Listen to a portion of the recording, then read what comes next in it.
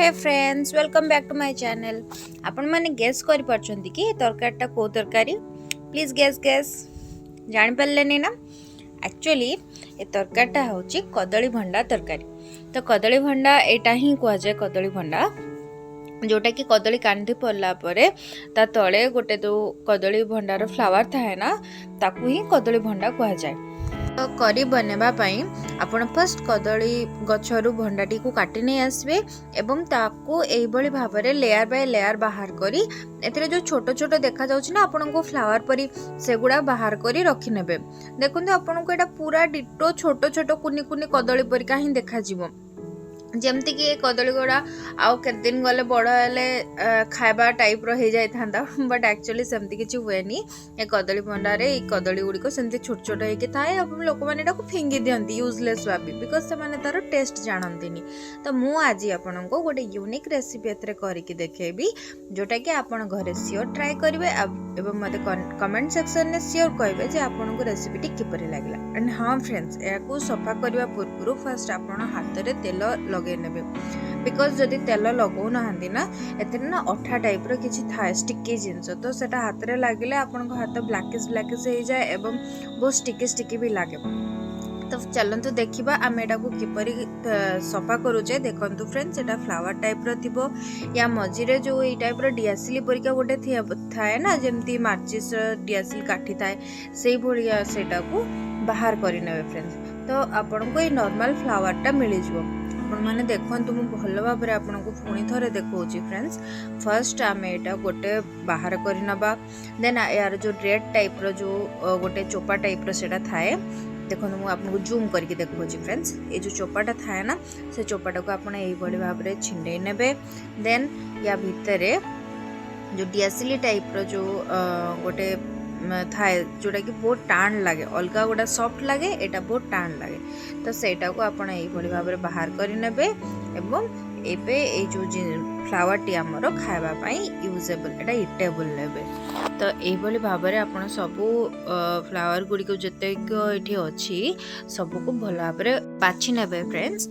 Then आपन या को भल भाव में वाश कर नेबे छोट छोट खंड करी काटिकी आपण माने देखंतु मु स्किप करी दउची फ्रेंड्स। देखंतु फ्रेंड्स मु केपरी सबू फ्लावर गुड़ी को भल भाव में बाछि नेची एवं गोटे छोट खंड जोटा कि सेटा भितर आउ लेयर बाहरी पारानी तो मुझे रखी देछि सेटा को भी आमे तरकारी रे यूज करि परबा पके परबा। तो एबोली भाव में आपन छोट छोट खंड करी काटि नेबे फ्रेंड्स। देखंतु मु देखौची आपन को देन आपन या को हळदी पानी करी भल भाव में वाश करि नेबे।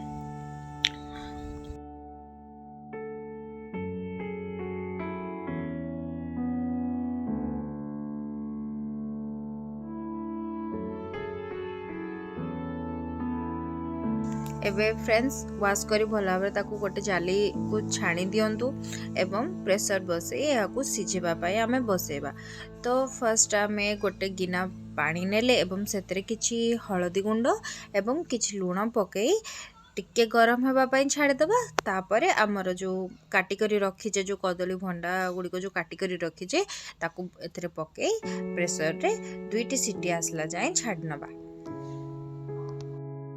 एबे फ्रेंड्स डायरेक्ट मु आपन को देखे दोजे जे सिजी गला परे एटा किपरि देखा जाए एवं सिजी गला फ्रेंड्स आपन माने गोटे टिप्स करबा को पड़िबो जोटा कि आपन से जो पानी गुडा को अछि ना से जो सिजला पर जो पानी था थाए से पानी टा को डिस्कार्ड करि नेबे एवं से जो भंडा गुडी को जो सिजा भंडा गुडी को ताकू सफा पानी रे पके भला भाबरे धोई नेबे बिकॉज़ यार गोटे कसा अंश थाए जोटा कि भल लगे तरकारी पकले तो यही टाइप कले तार कषा अंशटा पलैब। एबे आमे एठारे आलू टमाटो पियाज गाजर बीट एवं अदा रसुण छेचा नेचु तरकारी बनैबा। तो तरकारी बनैबा आमे कड़े गरम करबा सेतरे किछि तेल पकेबा एवं तेल पकै सला परे किछि आमे पंचफुटण सुखला लंका अदा रसुण पेस्ट पियाज पके यहाँ को भल भाव में फ्राए करना जमती आपन को वीडियो रे देखा जाउची फ्रेंड्स आपण माने बिल्कुल सही भली फ्राए करनेबे फ्रेंड्स। एबे आमे एतरे गाजर आउ बीट जोड़ा कि आमे ग्रेटेड करके रखितिलु सेटा भी पके देबा फ्रेंड्स एवं आमे जो आलू को बड़ बड़ खंड करी काटी रखिचे ना ताकू भी पके देबा एवं पके यहाँ को भल भाव में पुणी थरे भाजी नबा। देखो फ्रेंड्स भजा गुड़िक टिके टिके भाजी गला तो आम जो से भंडा गुड़िक सीझे रखी ना मुझे ना आप भल भाव में स्टेन करने छाणी ने भल भाव में चिपुड़ी बाहर करने तो यही भाव में आम से सुखा सुखा करदे आम ए पकई देचु टिके भाजी सारापर ए कि लुण एवं हलदी एवं किसी लंका गुंड पकई देचु। आपण मैंने भावुवे जे फास्ट तो ये लुण हलदी दे सीझेबा को कहला पुणी आउ थे लुण हलदी कहीं पकेला बिकज फ्रेंड्स जो आम धोई देचे ना ताकू तो तार लुण हलदी सब धोई हो जाए से आम आउ थे पकईचु। एबे फ्रेंड्स टिके घोड़े सारापर आम ए काट रखा टमाटो पकेलु एवं आमर सबुठ इम्पोर्टाट जिनस जोटा कि बेसर आम एटा बेसर करुचे फ्रेंड्स। सो बेसर आम बाटी कर रखी सोरिष को बतुरे ग्राइंडिंग कर आम ये रखी से आम ए पकई देचु एवं यहाँ भल भाव में पुणी तर फ्राए करा पड़ो फ्रेंड्स। एथिरे कौनसी भी मसला यूज होनी फ्रेंड्स एटा देहपाई भी बहुत हेल्दी जिनस आपण मैंने एटा सियोर घरे ट्राए करें एटा फुल ऑफ विटामिन्स एथिरे अच्छी फ्रेंड्स। तो सियोर ट्राए करंतु आ थरे टेस्ट करी कहंतु एटा किपरि लागुची एभली आपण रिपीटेडली या चलेबे फ्रेंड्स रिपीटेडली या कसेबार लगे टिके कसे गला परे ना आपण एथरे अल्प किछि पानी दे देबे।